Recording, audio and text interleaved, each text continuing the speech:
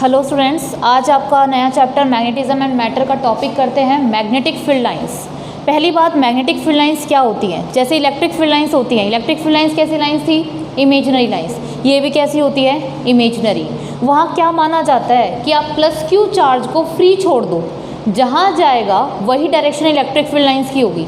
यहाँ पर क्या मान लो कि नॉर्थ पोल को फ्री छोड़ दो। किसको फ्री छोड़ दो? नॉर्थ पोल को। अब कहोगे नॉर्थ पोल को फ्री सिर्फ माना जाता है, बट मोनोपोल एग्जिस्ट नहीं करते। आपको कई बुक्स में ऐसा लिखा होगा कि नॉर्थ को फ्री छोड़ दो, if allowed to do so, जहाँ जहाँ नॉर्थ जाएगा वो मैग्नेटिक फील्ड की लाइन होगी। तो दिमाग में क्वेश्चन आता है कि भाई मोनोपोल तो एग्जिस्ट ही नहीं करते, तो साथ में लिख दो मोनोपोल डू नॉट एग्जिस्ट। सिर्फ एक एनालॉजी के लिए, सिर्फ एक कंपैरिजन के लिए कि ये कंपेयर कर रहे हैं इलेक्ट्रिक फील्ड लाइंस को किससे? मैग्नेटिक फील्ड लाइन से। ठीक है, तो ये कैसी लाइंस होती हैं? इमेजिनरी। ये आपको दिखाई नहीं देती, सिर्फ मानी जाती है, काल्पनिक होती हैं। दे फॉर्म कॉन्टिन्यूस लूप। और इलेक्ट्रिक फील्ड लाइंस कैसी थी? डिसकॉन्टिन्यूस। ये कैसी हैं? कॉन्टिन्यूस। देखो दिख रहा है बाहर में, जैसे हमने सोलेनॉइड वाला किया था, बाहर की तरफ क्या होती है? नॉर्थ टू साउथ, अंदर की तरफ साउथ टू नॉर्थ। बाहर की तरफ नॉर्थ टू साउथ, अंदर की तरफ साउथ टू नॉर्थ। जहाँ से शुरू किया था मैग्नेटिक फील्ड लाइन घूम के वहीं वापस आ गई, means they form continuous loops. Outside the bar magnet, north to south and inside south to north. आगे क्या लिख रहा है? Closer the magnetic field lines stronger will be the magnetic field. जितनी मैग्नेटिक फील्ड लाइंस पास पास होंगी, जितनी ज़्यादा करीब हो, जैसे एक मैग्नेटिक फील्ड लाइन मैंने ये बनाई, एक मैग्नेटिक फील्ड लाइन मैंने ये बनाई, बताओ कौन सा मैग्नेटिक फील्ड स्ट्रॉन्गर है? ये वाला मैग्नेटिक फील्ड स्ट्रॉन्गर है। क्यों? कि जितनी मैग्नेटिक फील्ड लाइंस पास होंगी, काउंट कर लो, 1 2 3 4 5, पास पास भी हैं, मात्रा भी ज़्यादा है, क्वांटिटी मतलब डेंसिटी। डेंसिटी मैग्नेटिक फील्ड की जहाँ ज़्यादा होगी और जितनी करीब होगी मैग्नेटिक फील्ड उतना ही ज़्यादा स्ट्रॉन्ग होगा। ठीक है, अगर आप मैग्नेटिक फील्ड के ऊपर किसी भी पॉइंट पे टेंजेंट ड्रॉ करते हो तो आपको उस पॉइंट पे क्या मिल जाती है? मैग्नेटिक फील्ड की direction. Suppose magnetic field lines ऐसे हैं, आपको इधर चाहिए, बताओ मैग्नेटिक फील्ड की डायरेक्शन क्या होगी? तो इसके ऊपर क्या ड्रॉ कर दो? टेंजेंट। टेंजेंट मतलब उस मैग्नेटिक फील्ड को छूता हुआ, टच करता हुआ एक पॉइंट, और उस पर एंगल कितना बने? 90 डिग्री का। देखो एक पॉइंट पे टच कर रहा है, एंगल कैसा बन रहा है? 90। तो इस पॉइंट पे आपको मैग्नेटिक फील्ड की डायरेक्शन निकालनी थी, इस वजह से आपने इस पे क्या ड्रॉ कर दिया? टेंजेंट। तो क्या प्रॉपर्टी बन गई कि जब भी आप मैग्नेटिक फील्ड लाइंस के ऊपर एक टेंजेंट ड्रॉ करते हो, तो जहां आपने टेंजेंट ड्रॉ किया है वहां पर आपको क्या मिल जाएगी? मैग्नेटिक फील्ड की डायरेक्शन मिल जाएगी। ठीक है, अगला पॉइंट क्या है? दो मैग्नेटिक फील्ड लाइंस कभी भी एक दूसरे को क्रॉस नहीं कर सकती। क्या क्रॉस कर रही हैं? टच कर रही हैं। रेडियल मैग्नेटिक फील्ड पढ़ाया था, रेडियल मैग्नेटिक फील्ड में भी क्या था? यही तो चीज़ थी। अगर ऐसा हो जाता तो वो मैग्नेटिक फील्ड लाइंस क्या करती? एक दूसरे को क्रॉस करती। अगर मान लो दो मैग्नेटिक फील्ड लाइंस एक दूसरे को क्रॉस कर जाएं, तो ये इनका इंटरसेक्टिंग पॉइंट, ये मैग्नेटिक फील्ड लाइन फर्स्ट, ये मैग्नेटिक फील्ड लाइन सेकेंड। आप इसके ऊपर क्या ड्रॉ करोगे? टेंजेंट। इस पर भी आपने क्या ड्रॉ किया? टेंजेंट। आपको दो डायरेक्शन मिल गई एक पॉइंट की। क्या एक पॉइंट की दो मैग्नेटिक फील्ड की डायरेक्शन पॉसिबल है? नहीं। इस वजह से कभी भी मैग्नेटिक फील्ड लाइंस एक दूसरे को क्रॉस नहीं करती। फिर ये बता दिया मैंने कि मैग्नेटिक फील्ड लाइंस की डेंसिटी जितनी ज़्यादा होगी, डेंसिटी मतलब अमाउंट, उतना ही ज़्यादा मैग्नेटिक फील्ड स्ट्रॉन्गर होगा। मैग्नेटिक फील्ड लाइन जितनी करीब होगी उतना ही मैग्नेटिक फील्ड क्या होगा? स्ट्रॉन्गर होगा। अच्छा, यूनिफॉर्म मैग्नेटिक फील्ड अगर आपको कहीं बनाना है, यूनिफॉर्म मैग्नेटिक फील्ड क्या होता है? पैरेलल स्ट्रेट लाइन से दिखा दो। सोलेनॉइड में मैंने करवाया था south to north. Magnetic field lines अंदर कैसा होता है? मैग्नेटिक फील्ड अंदर यूनिफॉर्म होता है, पैरेलल स्ट्रेट लाइंस होती हैं। ठीक है, inside the solenoid magnetic field कितना आया था? Mu naught NI। ठीक है, तो हमेशा मैग्नेटिक फील्ड लाइंस यूनिफॉर्म को कैसे दिखाया जाता है? पैरेलल स्ट्रेट लाइन से। आगे B is inversely proportional to R, मतलब जैसे जैसे डिस्टेंस बढ़ेगा मैग्नेटिक फील्ड कम होगा। यानी कि यहाँ देखो जैसे जैसे डिस्टेंस बढ़ रहा है मैग्नेटिक फील्ड की वैल्यू घटती जा रही है। सबसे ज़्यादा स्ट्रेंथ कहाँ है? मैग्नेटिक पोल्स पे। पोल पे सबसे ज़्यादा स्ट्रेंथ होती है मैग्नेटिक फील्ड की। क्लियर है? तो देखो जहाँ नंबर ऑफ डेंसिटी 1 2 3 4, यहाँ 4 मैग्नेटिक फील्ड लाइंस हैं, यहाँ भी 1 2 3 4, यहाँ कितनी है? 1, यहाँ कितनी है? 1। तो इसका मतलब क्या पता लग रहा है? जैसे जैसे डिस्टेंस बढ़ेगा मैग्नेटिक फील्ड घटेगा, क्योंकि जितनी ज़्यादा मैग्नेटिक फील्ड लाइंस उतना ही ज़्यादा स्ट्रॉन्गर मैग्नेटिक फील्ड। ठीक है, greater is the number of magnetic field lines, stronger will be the magnetic field. Closer will be the magnetic field lines, stronger will be the magnetic field. Clear? Next topic, bar magnet as an equivalent solenoid. Bar magnet ये होती है जिसका क्या हो, एक north और एक south, दोनों के बीच में हमने लेंथ निकालते थे, कितनी लेंथ लेते थे 2L। अब ये क्या कह रहा है, सोलेनॉइड क्या है, सोलेनॉइड जैसे आप सुई धागा नहीं होता है, सुई धागा, उसमें एक जो गत्ते का रहता है कार्डबोर्ड का, उसके ऊपर ऐसे आप धागा लपेट देते हो, तो गत्ते की कैसी शेप होती है, सिलेंड्रिकल शेप। जब आप उसके ऊपर बहुत सारे कॉपर की वायर के टर्न्स बांध दो जिसकी लेंथ बहुत ज़्यादा हो as compare to its diameter, is known as solenoid, उसे क्या कहते हैं, सोलेनॉइड।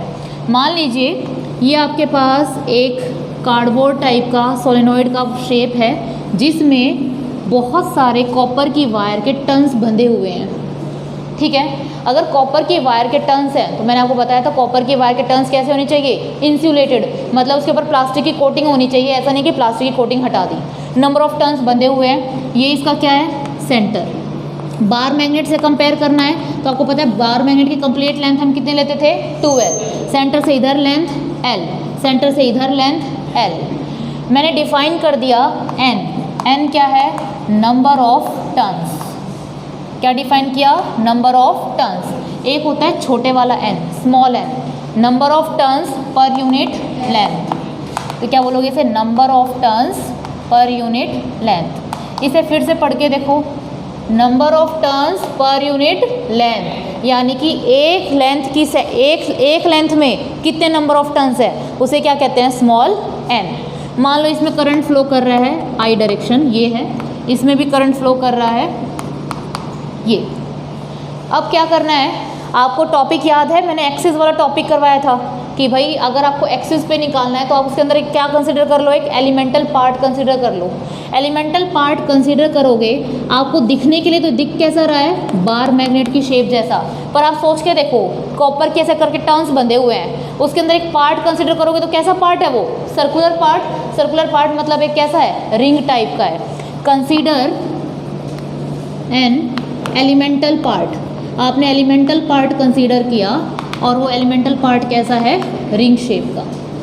अब इस रिंग की थिकनेस मान लो कितनी है, dx। इस रिंग से इस एलिमेंटल पार्ट तक का डिस्टेंस कितना है, x। आपको P पॉइंट के ऊपर मैग्नेटिक फील्ड की वैल्यू निकालनी है, किस पॉइंट पे निकालनी है, P पे, और सेंटर से लेकर O से लेकर इस P तक का डिस्टेंस कितना है, r, स्मॉल r। अब देखो जो ये एलिमेंटल पार्ट है ये खुद क्या है, एक रिंग, इस रिंग में भी क्या है, करंट फ्लो कर रहा है, ठीक है। आपको बताया गया था कि मान लीजिए इतनी सी लेंथ है, इतनी लेंथ के अंदर 1000 नंबर ऑफ टर्न्स है, तो क्या इतनी सी लेंथ के अंदर सिर्फ एक टर्न आएगा, नहीं ना, कुछ अलग टर्न्स आएंगे। करंट तो सब में वही फ्लो करेगा, वही आई वही आई वही आई, वही फ्लो करते करते करते आई करंट आएगा। अब जब आप इस रिंग को देखोगे, इस रिंग को क्या दिखेगा कि भाई P पॉइंट पे मैग्नेटिक फील्ड कैसे है, उसकी एक्सिस पे, कहाँ है P पॉइंट, उसकी एक्सिस पे। एक्सिस वाला टॉपिक याद है, एक्सिस वाला टॉपिक याद है कि एक सर्कुलर करंट कैरिंग वायर की वजह से एक्सिस पे मैग्नेटिक फील्ड कितना आता है, एक सर्कुलर करंट कैरिंग वायर की वजह से एक्सिस पे मैग्नेटिक फील्ड P पे कितना आता था, mu naught NIR² upon 2R² plus x² की पावर 3/2, यही था। याद करो ये R क्या था, R is the radius of the circular coil, x क्या था, सेंटर से लेकर P पॉइंट तक का डिस्टेंस। मैं क्या कह रही हूँ, इधर जो मेरा ये सिलेंड्रिकल सोलेनॉइड है इसका रेडियस कितना है, a। छोटा से पार्ट की वजह से मैग्नेटिक फील्ड भी कैसा आएगा, थोड़ा सा, कितना आएगा, dB। म्यू नॉट का mu naught. Number of turns क्या n आएंगे ना, इतने से टर्न में तो कोई अलग ही नंबर ऑफ टर्न्स होंगे, उसकी वैल्यू मुझे निकालनी है। इसको एक बार मैं रख लेती हूँ n डैश। I कितना रहेगा, I। R क्या था हमारा रेडियस, और यहाँ रेडियस कितना है, a² अपॉन 2। R क्या होता है, रेडियस, इसका रेडियस कितना है, a² प्लस ये x क्या था, यहाँ से सेंटर से लेके P तक का डिस्टेंस। आप इस वाली रिंग के लिए देख रहे हो, इस रिंग से P तक का डिस्टेंस, यहाँ तक का तो कितना है r, यहाँ कितना है x, कितना बचा r माइनस एक्स का होल स्क्वायर की पावर 3/2, ठीक है। 1 मीटर लेंथ में 1 मीटर लेंथ में कितने नंबर ऑफ टर्न्स हैं, n। तो dx जो थिकनेस है, इस dx लेंथ में कितने नंबर ऑफ टर्न्स होंगे, n dx, यानी कि वैल्यू किसकी है, n डैश की, है ना। यही तो पढ़ाया था, ध्यान से पढ़ो इसको, कि एक लेंथ में कितने नंबर ऑफ टर्न्स है, n। तो इस dx लेंथ में नंबर ऑफ टर्न्स कितने होंगे, n dx। तो इस n डैश को क्या पुट कर दो, n dx। db is equals to mu naught n dx i a square upon 2 a square plus r minus x का होल स्क्वायर की पावर 3/2। ठीक है, ओके। अब क्या कंसिडर करना है, कुछ एजम्पशंस लेनी है। Consider r is greater than a and r is greater than x। क्या ये जो r डिस्टेंस है ना, ये इस रेडियस के मुकाबले क्या है, बहुत ज़्यादा। सिलेंडर बहुत पतला है, थिन है, समझ रहे हो। धागे की गिट्टी वाला एग्जांपल लेके देखो, उसका रेडियस कितना होता है, ऐसा करके होती है वो इतनी सी, उसका रेडियस और करोगे और छोटा सा। डिस्टेंस बहुत ज़्यादा है एज़ कम्पेयर टू रेडियस। और क्या मानना है, r is greater than x। ये जो r है और ये एलिमेंटल रिंग का जो डिस्टेंस है, ये डिस्टेंस बहुत बहुत कम है। आपने रिंग बिल्कुल पास में कंसिडर की है। अगर आप ऐसे एजम्पशंस लेते हो तो a स्क्वायर को क्या कर दो, नेगलेक्ट, x को क्या कर दो, नेगलेक्ट। क्या बचेगा, r स्क्वायर की पावर 3/2, स्क्वायर से स्क्वायर कैंसिल, क्या बचा, r क्यूब। क्या आया, db is equals to mu naught n dx i a square upon 2r cube. ठीक है, अगर आपको टोटल मैग्नेटिक फील्ड निकालना है तो टोटल निकालने के लिए क्या कर दो, इसको इंटीग्रेटिंग बोथ साइड। अब इसे इंटीग्रेट करेंगे, dB का इंटीग्रेशन तो क्या आ जाएगा, b। म्यू नॉट कांस्टेंट बाहर निकाल लो, n कांस्टेंट बाहर निकाल लो, i कांस्टेंट बाहर निकाल लो, a स्क्वायर कांस्टेंट बाहर निकाल लो, 2 कांस्टेंट बाहर निकाल लो। ठीक है, बचा क्या, dx। dx क्या है, थिकनेस। किसकी थिकनेस भाई, इस एलिमेंटल रिंग की। एलिमेंटल रिंग अलग अलग काटोगे। अच्छा, r क्या है, ये डिस्टेंस, o से लेके p तक का डिस्टेंस फिक्स है, इसको भी क्या निकाल लो, बाहर। इंटीग्रेशन सिर्फ किसका बचा, dx का। ये लेंथ आप यहाँ भी कंसिडर कर सकते हो, कहीं भी। यहाँ से लोगे, इस साइड आपकी पॉजिटिव एक्स एक्सिस और इधर आपकी नेगेटिव एक्स एक्सिस। यहाँ से क्या है आपका, -l, यहाँ से लेकर +l। तो dx की लिमिट क्या लगा दो, -l से लेकर +l। ठीक है, तो b कितना आ गया, mu naught n i a square upon 2r cube. dx का इंटीग्रेशन x, -l से लेकर +l, final limit minus initial limit. b is equals to mu naught n i a square upon 2r cube l plus l, final limit minus initial limit, minus minus plus, l plus l 2l। कितना आ गया, b equals to mu naught n i a square by 2r cube into 2l। यहाँ तक clear. ठीक है, अब क्या करो, इसको, इस इक्वेशन को 2 से 2 पाई से मल्टीप्लाई डिवाइड कर दो। ठीक है, तो b कितना आ जाएगा, b equals to mu naught n i a square by 2r cube into 2l। 2 pi से मल्टीप्लाई कर दो, 2 पाई से डिवाइड। ठीक है, क्या बचा, b is equals to mu naught n i a square 2l into 2 pi, 2 2 ज़ा 4 पाई r cube. यहाँ तक नोट कीजिए। यहाँ तक आपका एक्सप्रेशन आ गया, mu naught n i a square 2l into 2 पाई, मैंने 2 पाई से मल्टीप्लाई और डिवाइड कर दिया था। ठीक है, देखो m पढ़ाया था, m कैपिटल M क्या होता है, capital M magnetic dipole moment क्या होता है, करंट मल्टीप्लाई बाय एरिया। और अगर मैं इसे मल्टीप्लाई कर दूं किससे, नंबर ऑफ टर्न से, तो मेरे पास क्या आ जाएगा, टोटल मैग्नेटिक डायपोल मोमेंट। ठीक है, करंट क्या है यहाँ पर, I, एरिया क्या है, पाई r स्क्वायर, रेडियस कितना है, a, तो क्या लिखूंगी, पाई a स्क्वायर। बात रह गई number of turns. Number of turns मतलब कैपिटल N। कैपिटल N की वैल्यू निकालो पहले। नंबर ऑफ टर्न्स क्या होता है, नंबर ऑफ टर्न्स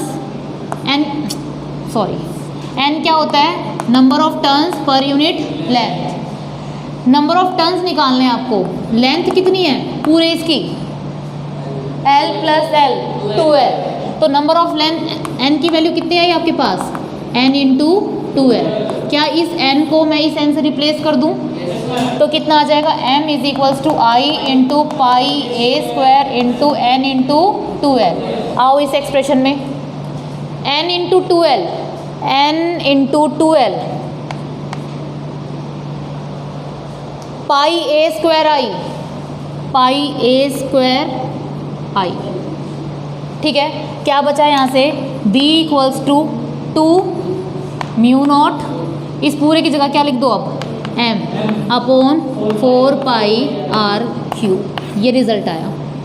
अब मैं कह रही हूँ रिजल्ट हो गया कंप्लीट। अब बताओ टॉपिक क्या था, bar magnet as an equivalent solenoid.